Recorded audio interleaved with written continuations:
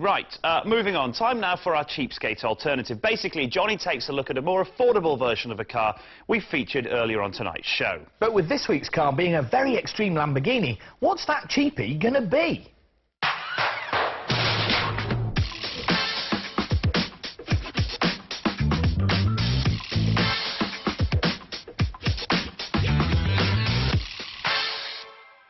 Gregarious, grippy, muscle. The Lamborghini LP670/4 has all the subtlety of a herd of wildebeest, and it's even more frightening when it charges. But not many of us happen to have £250,000 stashed down the back of the sofa. So, what could be the cheapskate alternative?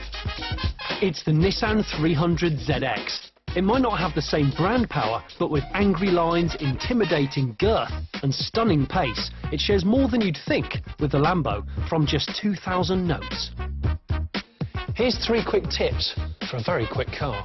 Firstly, check its spec. Japanese imports are plentiful and actually a really good idea. Less rust, more options. The car you really want is the twin-turbo manual transmission import, like this one.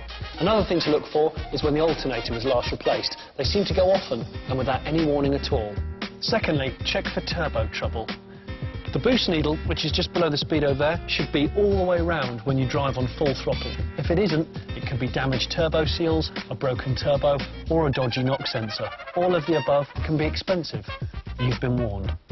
Finally, check how it sounds on idle. There should be a consistent light ticking from the ignition system. If there's any irregularities or the idle's all over the place, one of the individual coil packs could be dying.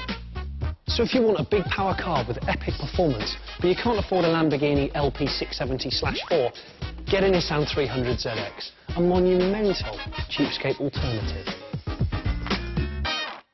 Thanks, Johnny.